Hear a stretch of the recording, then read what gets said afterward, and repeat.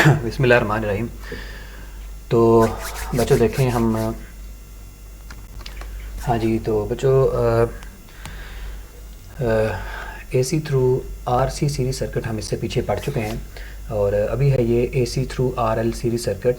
और ये इसकी जो फ्रिक्वेंसी है पास पेपर में इसका जो रिकॉर्ड है मैंने आपके सामने लिख दिया है। सरगोदा बोर्ड में 2016 में और फैसलाबाद में 2018 में और DG खान में 2016 और रावलपिंडी में 2019 में ये क्वेश्चन पूछा गया था। और इस क्वेश्चन की मतलब फ्रिक्वेंसी से अंदाज़ा होता है कि ये भी क्वेश्चन एक इम्पॉर्टेंट है। और दूसरी अहम बात जो है ये AC through RC series circuit और AC through RL series circuit, इनके अंदर बहुत ज़्यादा सिमिलरिटी है। वेक्टर डायग्राम मैंने देखे हेडिंग की तरतीब 100% वही रखी है जो पिछले क्वेश्चन की थी। और आप देखेंगे कि जब हम इसको सॉल्व करेंगे तो उसमें भी हमारे 90% जो कंसेप्ट हैं वही पिछले यूज़ होंगे और जो उसकी एक्सप्लेनेशन है वो तकरीबन उसी तरह से रहेगी जो पिछले क्वेश्चन की तरह थी। तो ये क्वेश्चन को याद करना आसान है। अगर आपने पिछला क्वेश्चन याद किया हुआ है तो इस क्वेश्चन को समझना और याद रखना इंतहाई आसान है। तो ये चैप्टर 16 के सारे क्वेश्चन एक सीक्वेंस के साथ कंसेप्ट आगे बढ़ते रहते हैं कि अगर आपको पिछला आर्टिकल आता है तो अगला क्वेश्चन इंतहाई ज़्यादा आपके लिए आसान होता है और ईजी फील करते हैं। तो सबसे पहले हम फिर नंबर ऑफ़ हेडिंग्स की बात कर लेते हैं। एक्सप्लेनेशन ऑफ द फिगर है, नंबर 2 पे वेक्टर डायग्राम, नंबर 3 पे magnitude of the total voltage है, नंबर 4 पे इम्पीडेंस डायग्राम आएगी और नंबर 5 पे phase difference between V and I। ये 100% वही हेडिंग्स हैं जो हमने लास्ट क्वेश्चन में लिखी। तो अब हम इसकी फर्स्ट हेडिंग की तरफ पढ़ते हैं, एक्सप्लेनेशन ऑफ द फिगर की तरफ। जी, तो फिगर आपके सामने बनी हुई है। इसमें दो कंपोनेंट हमने AC सोर्स के साथ अटैच किए हैं। एक जो है सबसे पहले ये है अल्टरनेटिंग करंट सोर्स है। मैंने करंट सोर्स ही लिया है दोबारा से रेफरेंस के तौर पे क्योंकि सीरीज़ में करंट सेम रहता है, तो ये हमारे लिए हेल्पफुल है यकीनी तौर पे।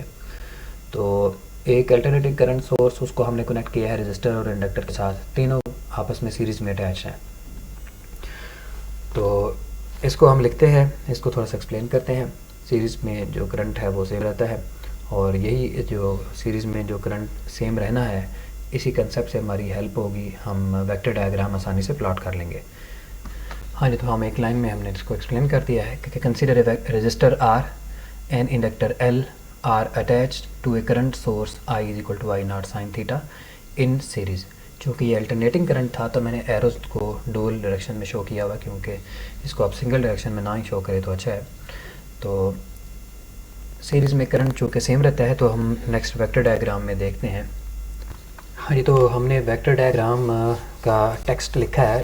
तो मैं आपको ये यहाँ बता रहा था कि सीरीज़ में करंट सेम है और करंट को इसलिए हम एक रेफरेंस के तौर पे सबसे पहले ड्रॉ करेंगे और उसको एक्स एक्सिस के लॉन्ग ड्रॉ कर लेते हैं। ये देखें मैंने करंट का वेक्टर ड्रॉ कर लिया है, ये हमारी वेक्टर डायग्राम है।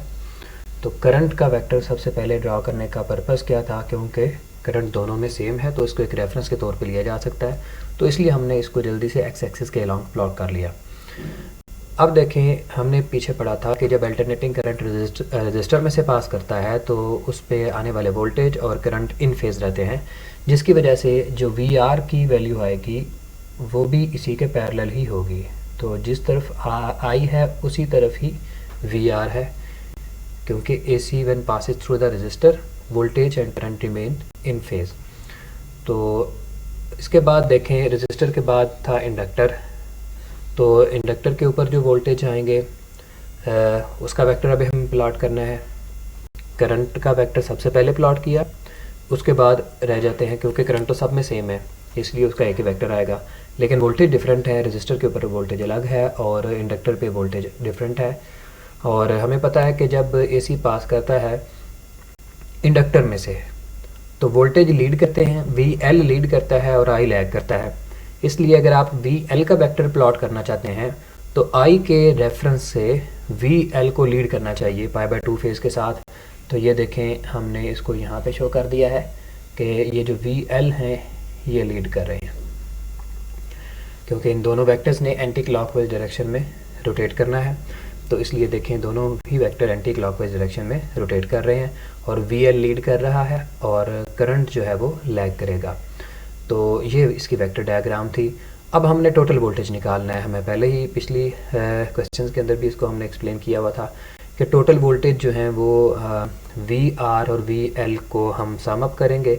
चूँकि दोनों ही वेक्टर्स हैं तो लिहाजा वेक्टर सम होगा, तो वेक्टर सम कर लेते हैं। वेक्टर सम कैसे करते हैं? वी आर का वेक्टर आप पहले प्लॉट करेंगे, ये देखें ये वी आर का वेक्टर आ गया, हेड टू टेल रूल के मुताबिक सम अप करेंगे, ये वी आर का वेक्टर प्लॉट कर लिया, और सेकंड की टेल को फर्स्ट के हेड से मिलाना होता है हमें, तो वी एल की टेल को वी आर के हेड से मिलाएं हेड टू टेल रूल के मुताबिक। ये देखें ये वी एल आ गया, हेड टू टेल रूल के रूल से हमने इसको ऐड किया, सेकंड की टेल फर्स्ट के हेड से। अब रिजल्टेंट वेक्टर जो होगा वो फर्स्ट की टेल को लास्ट के हेड के मिलाने से आएगा, ये रिजल्टेंट वोल्टेज, ये टोटल वोल्टेज आ जाएंगे। दोनों को ऐड किया, दो को ऐड करने से हमारे पास ये टोटल वोल्टेज आ गए वी के बराबर। अब ये जो टोटल वोल्टेज आए हैं इनका हमने मैग्नीट्यूड भी निकालनी है, यहाँ से यहाँ तक इसकी लेंथ कितनी है, और फिर इसका फेज डिफरेंस भी निकालना है। फेज डिफरेंस के साथ किसके साथ निकालना है? आई के साथ। चूँकि आई का वेक्टर हमें पहले ही पता था कि वो किसके पैरेलल था,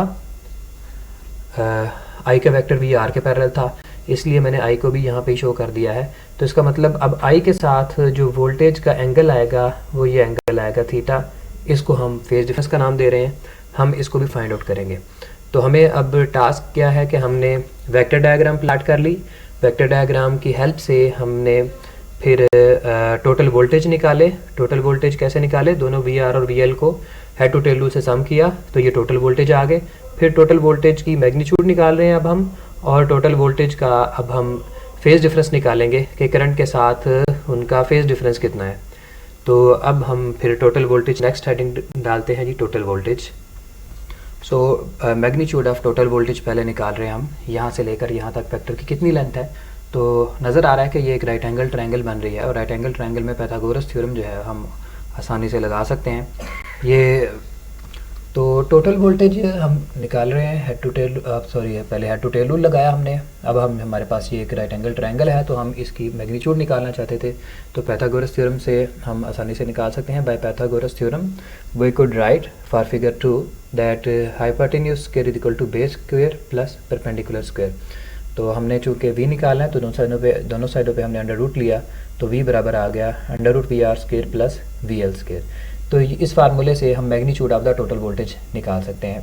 हमारी नेक्स्ट हेडिंग है, हम इसको थोड़ा सा फर्दर जो है इसको सॉल्व करेंगे, इसके अंदर वैल्यूज़ पुट अप करेंगे, तो हमारे पास एक रिज़ल्ट आएगा इम्पीडेंस डायग्राम का। तो नेक्स्ट हेडिंग हम डालते हैं इम्पीडेंस डायग्राम की। जी बेटे, तो इम्पीडेंस डायग्राम हम ड्रॉ करने लगे थे। हमने बोला कि ये लास्ट पे जो रिज़ल्ट आया है इसको थोड़ा सा फर्दर हम सॉल्व करते हैं, यानी v is equal to under the root of V R square plus V L square. तो इसकी वैल्यूज़ लगाएं, v बराबर है under the root of V R square. V R square जो है वो किस बराबर है? v equal to I R formula, ये आ जाएगा v equal to I R फार्मूले से I square into R square plus फिर आप वैल्यू डालेंगे वी एल की। वी एल किसके बराबर है? v equal to I R formula यहाँ पे भी, लेकिन चूँकि यहाँ पे जो रेजिस्टेंस है उसको हम R से नहीं बल्कि XL से लिखेंगे, इसलिए v equal to I into XL आ जाएगा। तो XL हम पीछे इसको एक्सप्लेन कर आ चुके हैं कि that is called the reactance of the inductor. ये रेजिस्टेंस का काम करती है, लेकिन इसको R से नहीं बल्कि XL से लिखा जाता है ताकि रेजिस्टेंस में और रिएक्टेंस में थोड़ा फ़र्क आ सके। और इसके बाद देखें, अब हम फर्दर नज़र आ रहा है कि यहाँ पे जो i है ये कॉमन है, i स्क्वायर कॉमन ले लें, हमारे पास अंदर वैल्यू बच जाएंगी r square plus XL square. ये जो स्क्वायर है ये अंडर रूट से कैंसिल कर दें, तो ये बराबर आ जाएगा v equal to I under the root of r square plus XL square. ये total voltage of the circuit है। हमने अभी डायग्राम बनाई थी तो उसमें टोटल वोल्टेज और टोटल करंट, तो टोटल वोल्टेज को टोटल करंट से डिवाइड कर दें। ये मैंने साथ RMS लगाया है क्योंकि एवरेज वैल्यू है ये। टोटल वोल्टेज जो AC की होती है हमेशा एवरेज वैल्यू ली जाती है, इसलिए हमने खुद से ही RMS लगा दिया साथ। ये टोटल वोल्टेज को टोटल आप करंट से डिवाइड करें, ये बन जाएगा बराबर किसके? R square plus XL square. तो total voltage over total current that is known as impedance of the circuit. हम इसको लास्ट भी एक्सप्लेन कर चुके हैं कि सर्किट की टोटल वोल्टेज को टोटल करंट से डिवाइड करने से हमारे पास आंसर आता है इम्पीडेंस, क्योंकि आर बराबर होता है वी ओवर आई के, यानी वोल्टेज और करंट जब भी डिवाइड होंगे तो हमेशा आंसर हमारे पास एक रेजिस्टेंस खाएगा। लेकिन यहाँ पे जो रेजिस्टेंस आएगी उसको आर से नहीं लिखा जाएगा बल्कि जी से लिखा जाएगा, क्योंकि आर जो है वो रेजिस्टर की रेजिस्टेंस होती है, एक्स एल जो है ये कैपेसिटर की रेजिस्टेंस होती है, और जी जो है ये पूरे सर्किट की रेजिस्टेंस होती है, इसलिए इसको जी लिखा जाएगा। That is called impedance of the circuit. तो ये Z is equal to R square plus X L square.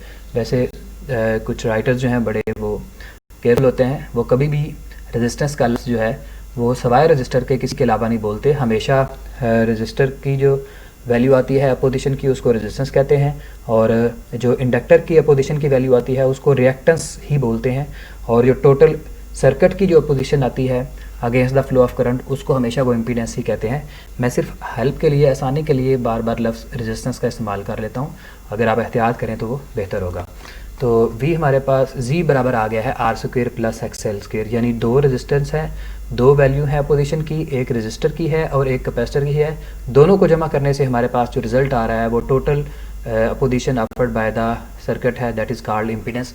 तो ये यहाँ से हम इम्पीडेंस डायग्राम बना सकते हैं। देखें R जो है वो बेस रिगार्ड किया जाएगा, क्योंकि R है वो VR के पैरेलल हम R ले लेंगे, VR के पैरेलल जो है क्योंकि ये बेस है, ये परपेंडिकुलर है और ये हाइपोटेन्यूस है।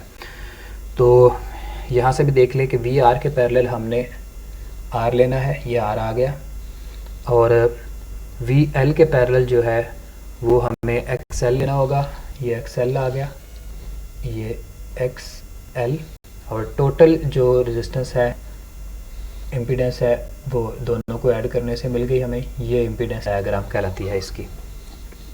तो Z is equal to R square plus X L square, Z बराबर आ गया R square under root X L square.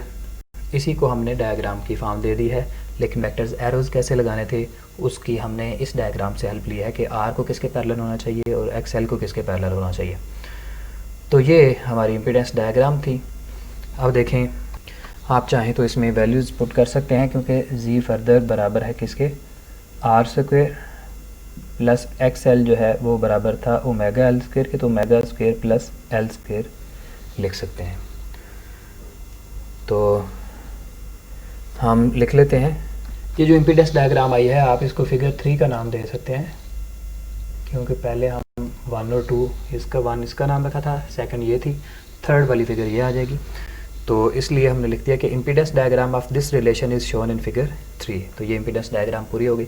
अब हमारा जो नेक्स्ट टास्क था वो था phase difference between V and I। तो ये वैसे हमारी लास्ट हेडिंग होगी, तो इसको देखते हैं अब। Phase difference between V and I हम फिगर 2 के रेफरेंस से निकाल रहे हैं कि फिगर 2 से हमें नज़र आ रहा है कि ये दोनों के दरमियान में फेज़ डिफरेंस है, क्योंकि हमेशा वेक्टर डायग्राम को एंटी क्लॉकवाइज डायरेक्शन में घुमाया जाता है, रोटेट किया जाता है। तो इसका मतलब क्या हुआ कि वोल्टेज जो है वो लीड कर रहे हैं और करंट लैग करेगा।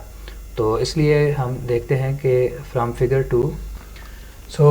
2 we could see that V is leading to I by theta phase difference which is given by, ये थीटा फेज डिफरेंस जो है ये अभी हमें अननोन है, हम फार्मूले से इसको निकालेंगे, लेकिन हमें फिगर से देख के अंदाज़ा हो रहा है कि इट इज़ लेस देन π/2।